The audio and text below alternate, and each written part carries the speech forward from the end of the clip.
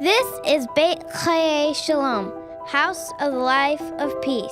It is a place of space in the crush of the city. It's a place to slow down in the hustle of city life. A place of growth in the midst of barrenness and decay. A place of nourishment in an environment of junk food. And a place of light in a city that is rapidly growing darker. Rio de Janeiro is the second largest city in Brazil. Almost 12 million people call it their home. Often known simply as Rio, the city is also nicknamed A Cidade Maravilhosa, the marvelous city.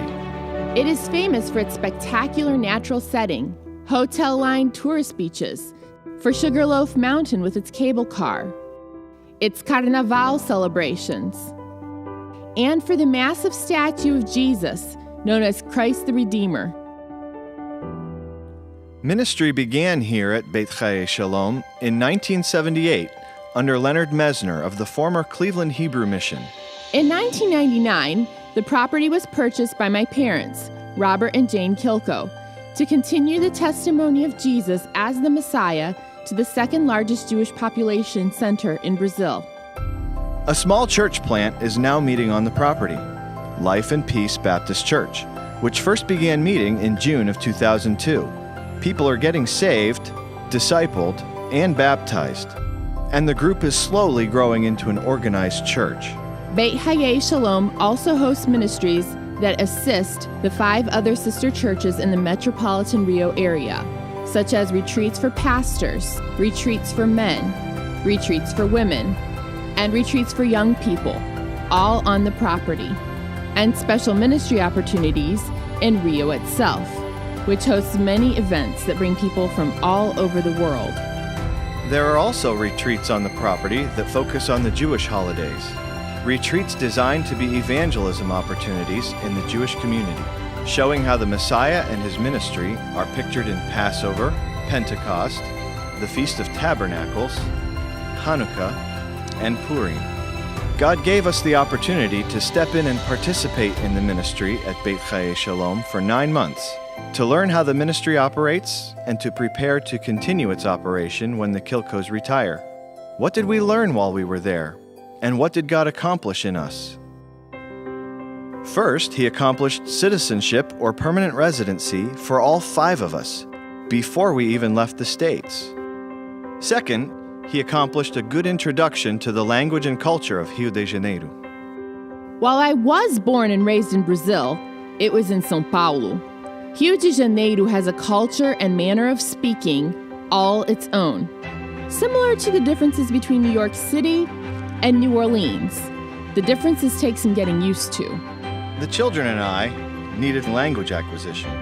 Thanks to a patient tutor, Miss Ormi Sardenberg, I made a rapid start in learning the language, but I'm far from finished. I caught on quickly once I had a group of girls my age to spend time with. Now, Mom and Daddy are working on building up my gifts and abilities. We had each other to talk to. We didn't learn as much Portuguese as we could have, but we should be ready to hit the ground running when we get back. Third, he also accomplished a good bond with those that we will be working with and ministering to, church members, neighbors, and Jewish people. Fourth, he allowed us to assist and encourage the 6 churches that make up our fellowship. I had the opportunity to preach twice at Life and Peace Baptist Church, and the privilege of speaking at our winter retreat. I had the privilege of teaching a workshop for the Regional Sunday School Teachers Meeting. I spoke about teaching children about global missions. I also taught another workshop for the Ladies' Retreat, sharing ideas for preparing our homes for a meaningful Christmas. Shortly before we returned to the States, I was asked to lead the counselor training day for the Carnaval camp that was coming up a week or 2 later. With a lot of advanced preparation and translation assistance, I managed to condense a week of English counselor training information into about 5 hours of Portuguese speaking. Help is still needed. Reconsider the population of the city, larger than most of the states in the Union, and the gross deficit of churches teaching sound doctrine, and you will conclude that more help is needed. The people live lives that cry out for light, for hope, for something that truly satisfies the heart's desires. So, this is Beit Chaye Shalom, where God has called us to shine His light in the growing darkness. To help provide spiritual food for hungry souls, and to give opportunities and direction for spiritual growth.